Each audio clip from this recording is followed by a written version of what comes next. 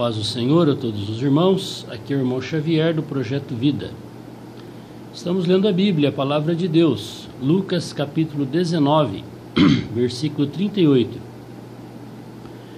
Dizendo: Bendito o Rei que vem em nome do Senhor, paz no céu e glória nas alturas. E disseram-lhe, dentre a multidão, alguns dos fariseus: Mestre, repreende os teus discípulos. E respondendo ele, disse-lhes: Digo-vos que se estes se calarem, as próprias pedras clamarão. E quando ia chegando, vendo a cidade, chorou sobre ela, dizendo: Ah, se tu conhecesses também, ao menos neste teu dia, o que à tua paz pertence, mas agora isso encoberto está aos teus olhos.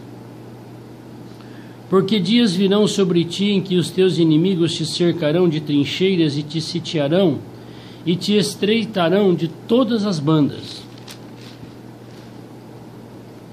E te derribarão a ti e a seus filhos que dentro de ti estiverem, e não deixarão em ti pedra sobre pedra, pois que não conheceste o tempo da tua visitação. E entrando no templo, começou a expulsar todos os que nele vendiam e compravam, dizendo-lhes: Está escrito, a minha casa é casa de oração, mas vós fizeste dela covil de salteadores. E todos os dias ensinava no templo, mas os principais, os sacerdotes, os escribas, os principais do povo, procuravam matá-lo. E não achavam meio de o fazer, porque todo o povo pendia para ele, escutando-o. Veja que aqui no livro de Lucas, o Senhor está falando sobre o templo em Jerusalém. Os fariseus não reconheciam que ele era o rei dos judeus. E os fariseus, aqueles que conheciam a lei, é que pediram para Pilatos para que matassem Jesus crucificado e soltassem um ladrão no lugar dele, Barrabás. E o Senhor, quando estava chegando em Jerusalém, nessa entrada triunfal, que as pessoas gritavam Hosana, aquele que vem em nome do Senhor, e glorificavam a Deus por tudo que Jesus fazia no meio do povo, porque ele é o próprio Senhor, o povo reconheceu que ele era o rei dos judeus, que ele era o rei que Deus havia enviado para libertar a nação dos judeus. Mas os fariseus não reconheceram que ele era o rei. Pelo contrário, mesmo vendo as maravilhas que ele fazia, pediram que ele fosse crucificado. E aqui diz que o Senhor Jesus, quando ele chegou na cidade, ele chorou. E ele profetizou, ele disse o que aconteceria com a cidade de Jerusalém. Que ela seria cercada e seria derribada, e nenhuma pedra ia ficar sobre a outra. E ele também entrou no templo e expulsou e surrou as pessoas que faziam comércio com a palavra de Deus no templo em Jerusalém. Tudo isso aconteceu.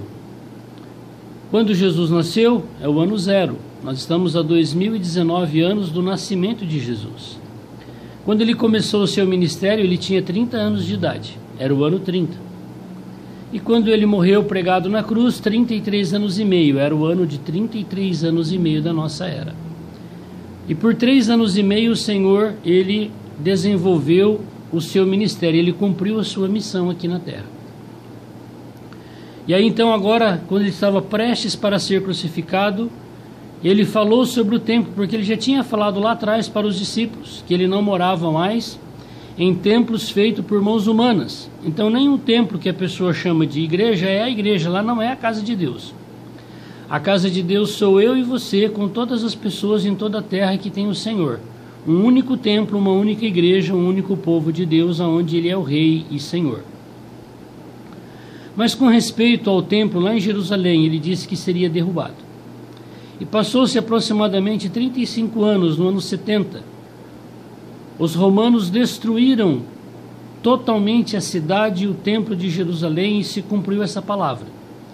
E o povo judeu nunca mais pôde ir ao templo para fazer adoração e nem sacrifícios a Deus. Mas nós já vimos lá no livro de Deuteronômio que o Senhor escolheu esse lugar, aonde era o templo de Salomão, para colocar o seu nome ali para sempre. O nome do Senhor está lá para sempre. Por isso que quando nós vemos o livro de Daniel, o livro de Apocalipse, nós vemos ali que esse templo lá em Jerusalém, ele vai ser reconstruído novamente para a segunda vinda de Cristo. E quando ele for reconstruído e o povo começar a fazer os sacrifícios novamente, como faziam na época de Jesus e no Antigo Testamento, de sacrificar os animais no altar, vai se começar a última semana do livro de Daniel, que são 7 anos, que precedem a volta final do Senhor. Então veja que o Senhor hoje aqui, ele olha para a igreja, que são os seus filhos, e muitos são enganados. Muitos filhos de Deus hoje, queridos irmãos e irmãs, constroem templos e dizem que aqueles templos é a igreja. Vamos construir a igreja. Agora é o aniversário da igreja. Vamos ofertar bancos para a igreja, cortinas e janelas para a igreja. Isto não é a igreja, queridos irmãos. Isto é uma enganação. Deus não mora mais lá. Deus não habita lá. Deus habita dentro de mim e de você e de todo aquele que hoje crê nele e chama ele. Isto é a igreja, o corpo de Cristo. E hoje não é diferente daquilo que aconteceu quando Jesus foi ao templo em Jerusalém. Estava cheio lá de ladrões, de salteadores, de cambistas, faziam comércio dentro do templo. E hoje no templo espiritual, que é a igreja, e que muitos estão dentro de muitos grupos religiosos, acontece a mesma coisa. Na maioria dos grupos religiosos hoje que se declara cristãos, o que acontece? Acontece um comércio de dinheiro, um comércio de almas, um comércio de milagres, um comércio de curas, um comércio de pregadores, onde as pessoas só vão lá se pagarem para eles irem, senão eles não vão. A maioria hoje é esta situação. Tem exceções? Claro que tem, mas é bem pouco. Hoje as pessoas não fazem a obra do Senhor por amor a Deus e às pessoas, fazem porque têm interesse de receber alguma oferta de onde ele está indo. Os cantores não cantam para louvar e adorar a Deus, cantam para ganhar dinheiro. Muitos até mandam um recadinho: olha, se vender tantos CDs, tantos, eu vou lá, senão eu não vou. Isso não é coisa de Deus espiritual, isso aí é coisa de comércio. E será que o Senhor vai poupar aqueles que hoje profanam a igreja do Senhor, levando os irmãos que são incautos, que não têm conhecimento da palavra, a praticarem estas coisas? Não, o Senhor também vai julgar, igual ele julgou lá na época que ele foi no templo e ele surrou as pessoas. Está chegando o tempo em que todos os enganadores da igreja serão surrados pelo próprio Senhor. Por 3 anos e meio, por 1260 dias, por 42 meses, por 3 anos e meio, 1 tempo, 2 tempos e metade de 1 tempo. Esta é a grande tribulação. Porque depois que os judeus voltarem a fazer o sacrifício, lá no livro de Daniel, quando se cumprir 1335 dias, que também são 3 anos e meio, nesse momento o governador mundial que estará reinando sobre toda a terra, ele será morto e ele vai ressuscitar, entre aspas, ele vai se levantar do caixão e vai se declarar Deus. Mas na hora deste velório é a hora do arrebatamento da igreja vencedora, dos fiéis, daqueles que são fiéis ao Senhor. A peneira será chacoalhada. E todos aqueles que praticam abominação no meio do povo de Deus hoje serão deixados para trás, não serão arrebatados, ficarão para serem provados na grande tribulação. Então o Senhor vai surrar novamente toda a igreja, o povo de Deus, que não são fiel a Ele, que fazem da sua palavra, fazem do povo dele comércio, e roubam o povo, igualzinho acontecia na época que Jesus foi lá. Então hoje nós estamos vivendo um momento em que Jesus está entrando na Jerusalém.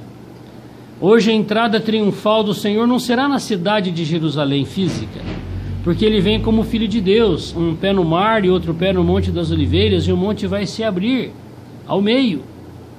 É o último dia quando se findar a grande tribulação, e o Senhor voltará.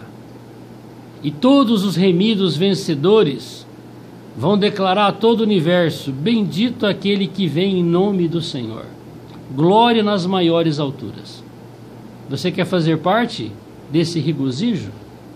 Ou você quer fazer parte dos açoites que está preparado para todos aqueles que desobedecerem o Senhor? Vamos pedir misericórdia para o Senhor? Senhor Jesus, Todo-Poderoso, Tu és o nosso Rei, o nosso General, o nosso Capitão.